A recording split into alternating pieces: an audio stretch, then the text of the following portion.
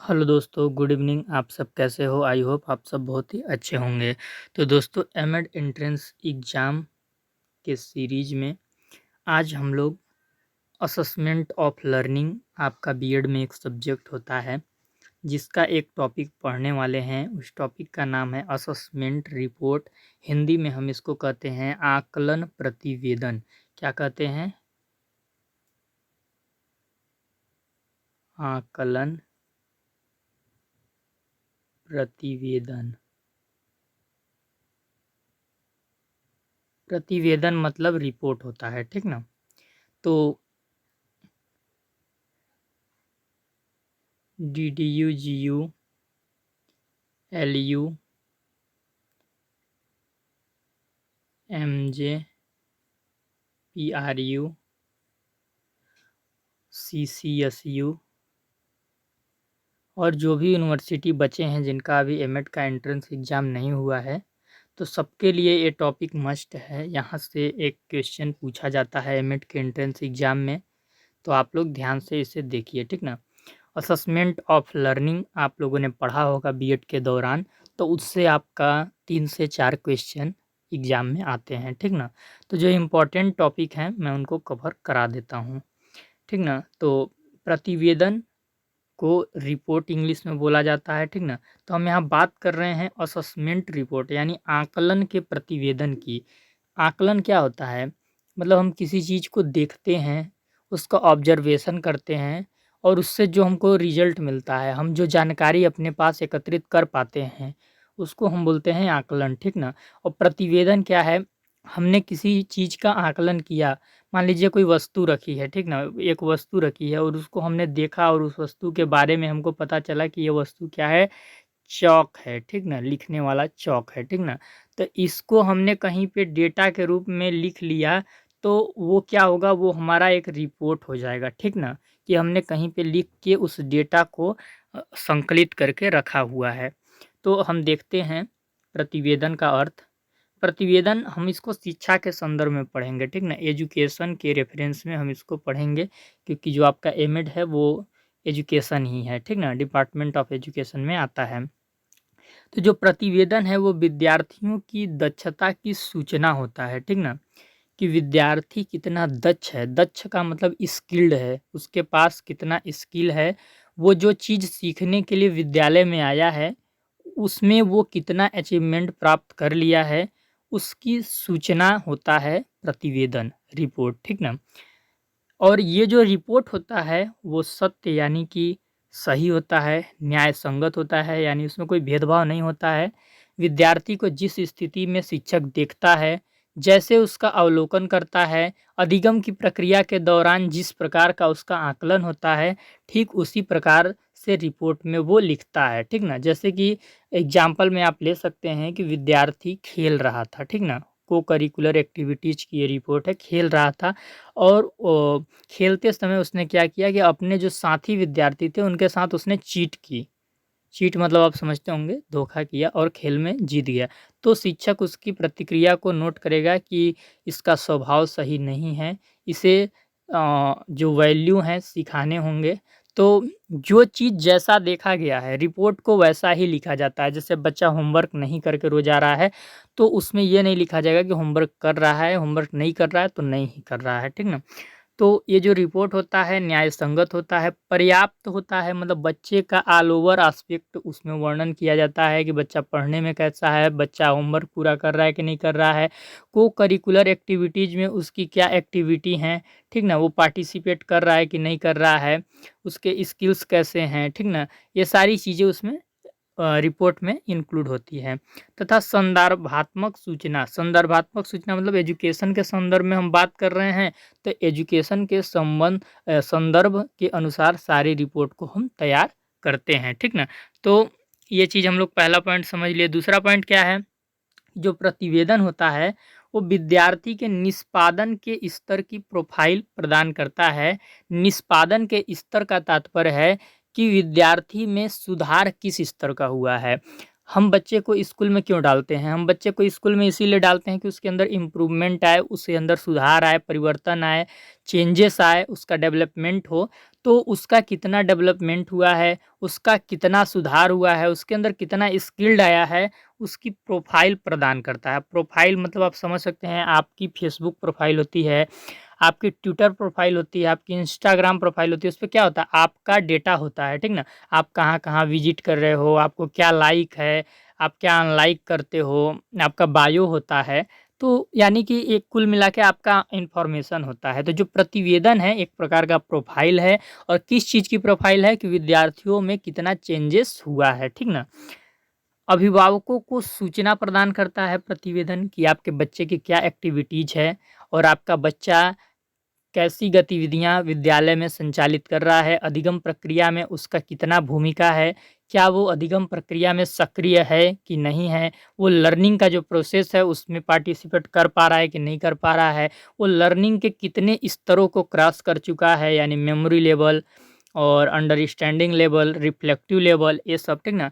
विद्यार्थी के अधिगम को पुनर्बलित जो रिपोर्ट है, जैसे कि जो रिपोर्ट हम तैयार करते हैं, जो शिक्षक रिपोर्ट तैयार करता है आकलन के बाद, उससे क्या होता है, विद्यार्थी को पुनर्बलन मिलता है, यानी रीइंफोर्समेंट मिलता है। देखिए, हम बताएँगे कि आपकी एक्टिविटीज़ बहुत अच्छी है, आप बहुत अच्छा होमवर्क कर रहे हो, तो उसको और अच्छा लगेगा भाई, उसको हम रिपोर्ट उसके साथ साझा करेंगे, अभिभावक के साथ और बच्चे के साथ, तो उसको रीइंफोर्समेंट मिलेगा। यदि हम उसकी कमियाँ भी बताएँगे कि आप अच्छे नहीं हो, आप टेस्ट में आपके कम नंबर आ रहे हैं, आप की जो एक्टिविटीज़ होती हैं क्लासरूम के दौरान वो सही नहीं हैं, आप क्वेश्चन का आंसर नहीं देते हो, आप सक्रिय नहीं रहते हो, तो वो नेक्स्ट टाइम से क्या होगा, उसमें सुधार कर पाएगा।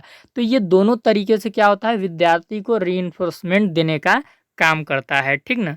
तो ये चीज़ हम समझ लिए, आगे हम देखते हैं, आगे क्या है? अधिगम के आकलन में अध्यापक की भूमिका, ठीक ना? लर्निंग का जो असेसमेंट होता है कि बच्चा अधिगम कर पा रहा है कि नहीं कर पा रहा है, इसमें एक टीचर का क्या रोल होता है, ये चीज़ हम देखेंगे, ठीक ना?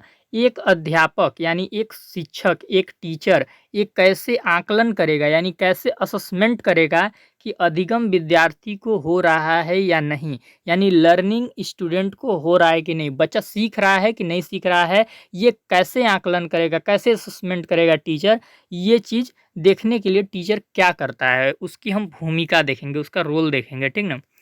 विशेष आकलन विशेष समय पर, जैसे देखना है कि स्पोर्ट्स में उसकी कैसी एक्टिविटीज़ हैं, एंड स्पोर्ट्स में वो कैसे वैल्यूज़ को प्रायोरिटी देता है, यानी कि चीटिंग तो नहीं करता है, नियम के अनुसार खेलता है, सक्रिय होकर खेलता है, और उसका माइंड पूरे तरीके से एक्टिव होता है। तो ये चीज़, जैसे विशेष चीज़ का हमको स्पेसिफिक चीज़ का यदि आकलन करना है, तो स्पेसिफिक समय पर ही हम करेंगे। जैसे परीक्षा के दौरान भी हम आकलन कर सकते हैं, मान लीजिए क्लासरूम में हम कोई टेस्ट ले रहे हैं, तो बच्चा नकल कर रहा है कि नहीं कर रहा है, बच्चा होमवर्क सही से, तो मतलब यदि किसी भी विशेष चीज़ का हमको असेसमेंट करना है, तो उसके लिए स्पेसिफिक टाइम पे हम करेंगे, ठीक ना? अभिप्रेरित अधिगम का स्पष्ट वर्णन, जैसे कि हम बच्चों को कुछ सिखा रहे हैं, और उसको सिखाने के बाद उस बच्चे को लाभ क्या होगा, इसके लिए भी शिक्षक को अभिप्रेरित करना चाहिए, मोटिवेशन देना चाहिए, और जो चीज़ शिक्षक उसको सिखा रहा है, उसका जो अभिप्रेरणा होगा, उसको उसको सिखाने के लिए जो मोटिवेशन की आवश्यकता होगी, उसका स्पष्ट वर्णन टीचर को करना चाहिए, ठीक ना? प्रक्रियाएँ, विद्यार्थी, देखिए ऐसी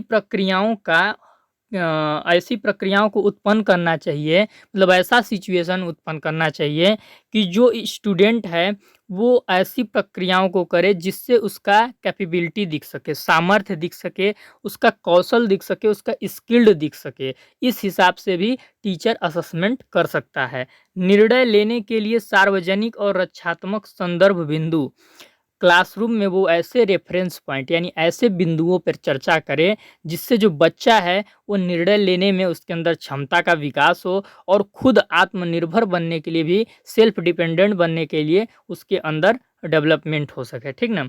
तो ऐसा पॉइंट रखें, जैसे कि मान लीजिए क्लासरूम में आप ऐसे बिंदुओं पर चर्चा करवाएं, और चर्चा करते समय आप आकलन करें कि जो विद्यार्थी का सोच है, जो विद्यार्थी का विचार है, वो किस साइड इशारा कर रहा है, ठीक ना? तो आप इस प्रकार से असेसमेंट कर सकते हैं। व्याख्या के पारदर्शी उपागम, जैसे आप कोई चीज़ रख देंगे, कोई टॉपिक मान लीजिए आपने समाज रख दिया, ठीक ना? तो समाज की व्याख्या बच्चा किस प्रकार से कर पा रहा है? एक पारदर्शी होता है, यानी जो चीज़ नहीं दिख रहा है क्या उसकी गहराई को भी बच्चा देख ले रहा है? अगर उसकी गहराई को भी बच्चा देख ले रहा है, तो यानी आपने असेसमेंट किया कि जो बच्चा है, वो रचनात्मक विकास उसका हो रहा है, वो बोध स्तर का अधिगम कर रहा है, ठीक ना? निर्णय लेने में यदि बच्चे को असहमति होती है, तो उस उस स्थिति को नियंत्रित करने के लिए बच्चा रणनीतियाँ कैसे बना सकता है, इसका भी असेसमेंट आप करेंगे। जैसे आप मैथ पढ़ा रहे हैं, तो मैथ में देखते हैं कि बहुत सारे स्टूडेंट को घबराहट होती है, डर जाते हैं, तो आप एकदम कठिन सा सवाल बोर्ड पे लिख दीजिए, जिसको कोई सॉल्व ही ना कर पाए। तो बच्चा क्या होगा, निर्णय लेने में असहमति होगा कि इसको करें कि ना करें, कर पाएँगे कि नहीं कर पाएँगे। तो उस स्थिति में क्या होगा, बच्चा रणनीति बना सकता है, नहीं यार इसको ओपन करके देखते हैं, क्रम वाइज़ लगाते हैं, कुछ तो आंसर आएगा, गलत ही आएगा, कैलकुलेशन करेंगे। तो इस टाइप की जो बच्चा रणनीति बना रहा है, उसको कर रहा है, तो आप वहाँ पे असेसमेंट कर लेंगे कि ये बच्चा सक्रिय है, ये कुछ कर सकता है, और उसको आप अपने रिपोर्ट में इंक्लूड कर देंगे। तो इस प्रकार का टीचर का रोल होता है, ठीक ना? अब हम देखते हैं कि अधिगम के रूप में आकलन, यानी कि बच्चा लर्निंग कर रहा है, इस रूप में हम कैसे असेसमेंट कर सकते हैं? असेसमेंट मतलब क्या है? असेसमेंट हम क्यों करते हैं कि बच्चा सीख रहा है कि नहीं सीख रहा है, बस यही देखने के लिए। इसी को देखने के लिए आकलन का प्रयोग किया जाता है, लर्निंग के लिए ही, ठीक ना? तो लर्निंग के रूप में आकलन कैसे यूज़ होता है, हम ये देखेंगे। अधिगम के रूप में आकलन विद्यार्थियों को अपने अधिगम के लिए अधिक उत्तरदायी बनाने में सहायक होता है। देखिए, अधिगम के रूप में आकलन जो होता है, टीचर तो बच्चों का आकलन करता ही है, स्टूडेंट खुद का भी अपना आकलन करता है, आप भी करते होंगे। अभी आप एमएड एंट्रेंस एग्ज़ाम का फॉर्म भरे हैं, तो आप ये अपना आकलन करते हैं कि नहीं, हमने कितना पढ़ लिया है, एग्ज़ाम डेट इतना नज़दीक आ गया है, मेरा कुछ सिलेबस का पोर्शन कवर हुआ है कि नहीं हुआ है, तो ये आप आकलन ही करते हैं। तो जो एक आकलन होता है, वो विद्यार्थियों को अधिगम के प्रति ज़िम्मेदार बनाता है कि नहीं, मैं सीखूँगा, पूरा सिलेबस कवर करूँगा, तो उसके लिए ज़िम्मेदार बनाता है और भावी दिशा का परिवीक्षण करता है। अभी आप एमएड एंट्रेंस एग्ज़ाम की तैयारी बहुत अच्छे से कर लीजिएगा, तो जो आपका भविष्य है क्या होगा, आपको यूनिवर्सिटी का कैंपस मिल जाएगा, आप एजुकेशन से नेट क्वालिफ़ाइड कर लेंगे, भविष्य में आप एक अच्छे प्रोफ़ेसर बन जाएँगे, ठीक ना? या फिर आप डिपार्टमेंट ऑफ एजुकेशन में एनसीईआरटी में जा सकते हैं, एससीईआरटी में जा सकते हैं, विभिन्न, तो आपका जो भविष्य है वो अच्छा बन जाएगा। तो इस रूप में भी आकलन का बहुत महत्व होता है अधिगम के रूप में, ठीक ना? फिर इसके बाद मेटाकॉग्निशन के परिवीक्षण के प्रश्न। कॉग्निशन एक प्रकार का परिवीक्षण है, जो कि ये बताता है कि यदि हमें असेसमेंट करना है कि हमारी लर्निंग हो रही है कि नहीं हो रही है, तो हमें किन कसौटियों को देखकर चलना चाहिए, यानी कि अपने आप से क्या प्रश्न पूछना चाहिए, अपना आकलन किस प्रश्नों के आधार पे हम करें, ठीक ना? तो सबसे पहले जो विद्यार्थी है वो देखता है कि सीखने का उद्देश्य क्या है। जैसे आप एमएड एंट्रेंस एग्ज़ाम की तैयारी कर रहे हो, तो क्यों कर रहे हो? ताकि आपको एक यूनिवर्सिटी का कैंपस सीट मिल जाए। तो ये आपका सीखने का उद्देश्य है, ठीक ना? इस विषय के संबंध में मैं क्या जानता हूँ? अब आपने ये देखा कि भैया हमको यूनिवर्सिटी का कैंपस सीट चाहिए, तो हम एमएड एंट्रेंस एग्ज़ाम की तैयारी करेंगे। तब आप ये देख रहे हैं कि हमने एमएड एंट्रेंस एग्ज़ाम का फॉर्म तो भर दिया, लेकिन उसके बारे में मैं जानता क्या हूँ? एग्ज़ाम में जब मैं बैठूँगा, तो कितने क्वेश्चंस को मैं सॉल्व कर पाऊँगा? ये भी आप पूछते हो कि नहीं? तो ये दोनों आकलन हुआ, और आकलन की कसौटी हुआ। कसौटी क्या हुआ? पहले हम उद्देश्य देखे, फिर उद्देश्य के बाद हम ये देखें कि जो अब हम करने वाले हैं, उसमें हम कितना कर चुके हैं, ये चीज़ आपने देखा। फिर तीसरा क्या है? इसे सीखने में मुझे सहायता देने के लिए कौन-सी रणनीतियाँ ज्ञात है? आप एमएड एंट्रेंस एग्ज़ाम की तैयारी कर रहे हो, तो कोई स्ट्रैटेजी तो होगी ना, कि पहले इस टॉपिक को पढ़ेंगे, फिर इस टॉपिक को पढ़ेंगे, फिर पूरा रिवाइज़ करेंगे, फिर प्रीवियस ईयर पेपर सॉल्व करेंगे। तो आप ये भी देखते हो कि कौन-सी स्ट्रैटेजी है जो मुझे सहायता देगी अपने इस उद्देश्य को अचीवमेंट करने के लिए। तो ये तीसरा आकलन हुआ। पहला हमने उद्देश्य देखा, दूसरा हमने ये देखा कि उद्देश्य को प्राप्त करने के लिए अभी तक हम क्या किए हैं, और तीसरा कि उद्देश्य को प्राप्त करने के लिए कौन-सी स्ट्रैटेजी का हम सहायता ले रहे हैं। चौथा क्या है क्या मैं यह प्रत्यय समझ रहा हूँ? अब जो आप पढ़ रहे हैं अपने आप से पूछते हैं कि अरे यार पढ़े-पढ़े तो मैं नहीं जा रहा हूँ, मेरे को समझ में आ रहा है कॉन्सेप्ट कि नहीं आ रहा है? ऐसा तो नहीं कि मैं बस पढ़-पढ़ के निकल जा रहा हूँ। तो जब तक आपको समझ नहीं आता होगा, आप देखते होंगे आप अपने आप से अनसैटिस्फाइड होते होंगे, आप संतुष्ट नहीं होते होंगे, ठीक ना?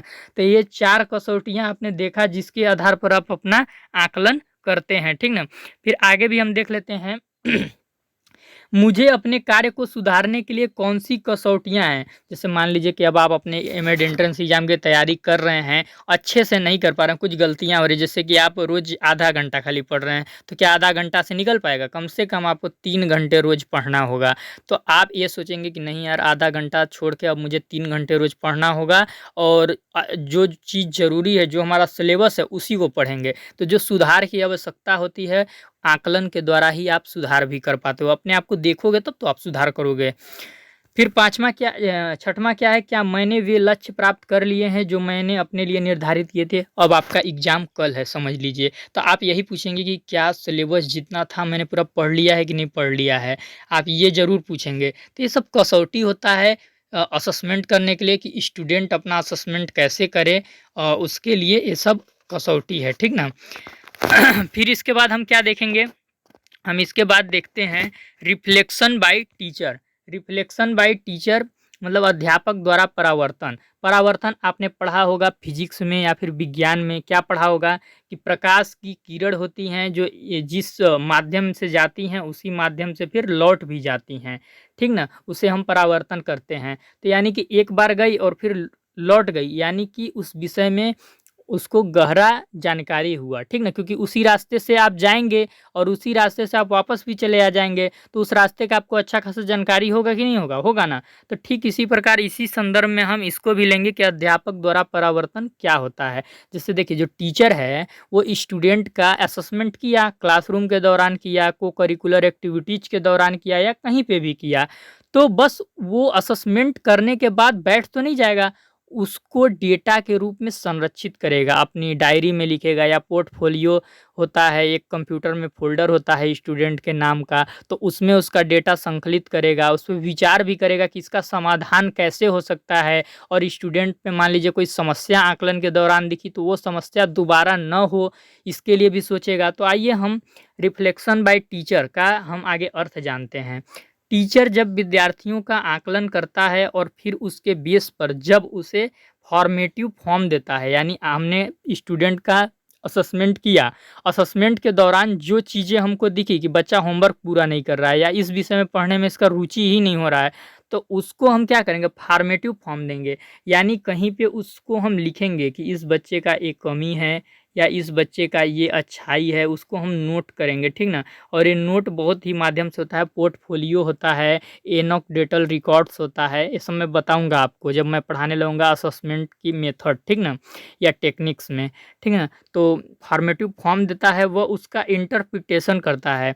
अब उसको लिख के खाली तो छोड़ेगा नहीं, लिखने के बाद उसकी व्याख्या भी करता है कि यदि बच्चा पढ़ने में रुचि नहीं ले रहा है, तो क्या कारण हो सकते हैं और इसके समाधान के लिए हम क्या करेंगे और ये समस्या दोबारा न उत्पन्न हो इसके लिए मैं क्या करने वाला हूँ, ठीक ना? वो अंतिम उद्देश्य को प्राप्त करता है। अंतिम उद्देश्य क्या है कि जो उसने रिपोर्ट तैयार किया है असेसमेंट रिपोर्ट, वो उसके पेरेंट्स के साथ और स्टूडेंट के साथ उसको शेयर करता है, ताकि स्टूडेंट अपने आप में इम्प्रूवमेंट कर पाए और जो पेरेंट्स हैं उनको स्टूडेंट को इम्प्रूवमेंट करने में उसकी हेल्प कर सकें, ठीक ना? फिर हम आगे देखते हैं पोर्टफोलियो और अन्य अभिलेखों, अभिलेखों का मतलब होता है रिकॉर्ड्स, ठीक ना? जैसे एनोक्डेटल रिकॉर्ड्स। तो पोर्टफोलियो और अन्य अभिलेखों का आकलन आवधिक आधार पर पीरियाडिक बेस पर किया जाए, अर्थात हर 3 महीने में, यानी हर 3 महीने में पोर्टफोलियो में पूरा डेटा को संरक्षित किया जाए और उनके पेरेंट्स स्टूडेंट के साथ उसको साझा किया जाए, ठीक ना? ये चीज़ बोला जा रहा है। फिर इसके बाद क्या है, रुचिकर घटनाओं की समीक्षा और बालक के व्यक्तित्व के अन्य पक्षों का आकलन किया जाए।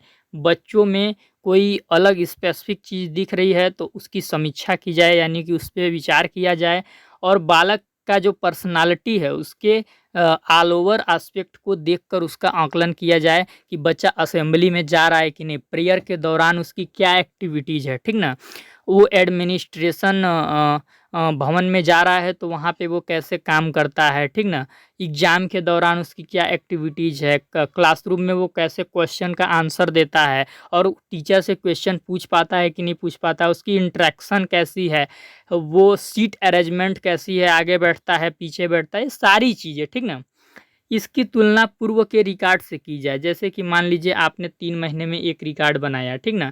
अब फिर उसके बाद अब 3 महीने में एक रिकॉर्ड बनेगा, तो दोनों रिकॉर्ड की तुलना करना कि बच्चे में कितना सुधार हुआ।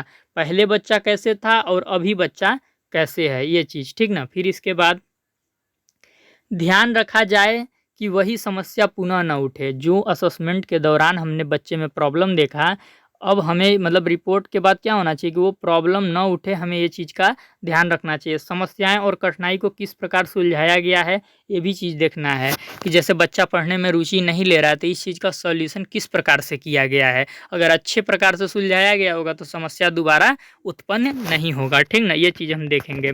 फिर इसके बाद क्या है, इस तथ्य का आकलन किया जाए कि बालक में सुधार कितना हुआ है।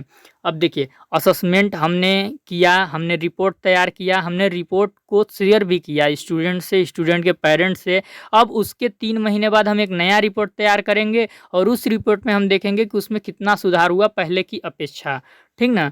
तो यदि कमज़ोरी अभी भी विद्यमान है, मान लीजिए कि हमने 3 महीने में नया रिपोर्ट तैयार किया और देखा कि जो पहले वाला कमज़ोरी था, अभी भी वही कमज़ोरी दिख रहा है, तो अध्यापन अधिगम यानी टीचिंग लर्निंग प्रोसेस में क्या चेंजिंग हम कर सकते हैं, यानी कि और चेंजिंग किस प्रकार से करके उस समस्या को किल कर सकते हैं, ठीक ना?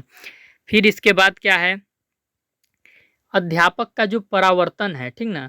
टीचर का जो रिफ्लेक्शन है, वो विद्यार्थी के प्रगति का मानचित्र होता है, ठीक ना? यानी कि जब टीचर रिफ्लेक्शन की क्रिया करता है, यानी वो रिफ्लेक्शन के द्वारा बच्चों की एक्टिविटीज़ का असेसमेंट करता है, तो उससे स्टूडेंट कितना प्रोसीड कर रहे हैं, उसका एक मानचित्र, उसका एक डायग्राम, उसका एक खाका, उसका एक पिक्चर तैयार होता है, जो निर्देशन के लिए महत्वपूर्ण होता है कि बच्चों को हम उसी आधार पे निर्देशन दे सकें कि तुम इस हिसाब से पढ़ो, तुम इसमें इतना पार्टिसिपेट करो, तुम यहाँ पे इतना टाइम स्पेंड करो, तुम इस प्रकार के स्पोर्ट्स में जाओ, यानी कि तरह-तरह चीज़ का उसको हम निर्देशन कर सकते हैं, यदि हम उसका असेसमेंट रिपोर्ट्स बेहतर तैयार कर पाते हैं तो। तो यानी असेसमेंट रिपोर्ट जो होता है, एक छात्र के प्रगति के लिए बहुत महत्वपूर्ण होता है, ठीक ना? असेसमेंट रिपोर्ट का एक लाइन में अर्थ है, विद्यार्थी में क्या कमी है, उसको सबसे पहले हम लिखते हैं और उसका इंटरप्रिटेशन करते हैं, यानी व्याख्या करते हैं और उसको समाधान करने के लिए हम कदम उठाते हैं और फिर एक नया रिपोर्ट बनाते हैं और ये देखते हैं कि जो समस्याएं हमने पाई थी, वो समाधान हुई हैं या नहीं हुई हैं। अगर समस्या समाधान नहीं हुई हैं, तो हम टीचिंग लर्निंग प्रोसेस में चेंजेस लाते हैं। तो ये चीज़ था। आई होप आपको वीडियो समझ में आ गया होगा। यदि नहीं आया होगा तो आप कमेंट कीजिएगा, मैं आपको बता दूंगा जो चीज़ आपको डाउट होगा, ठीक ना?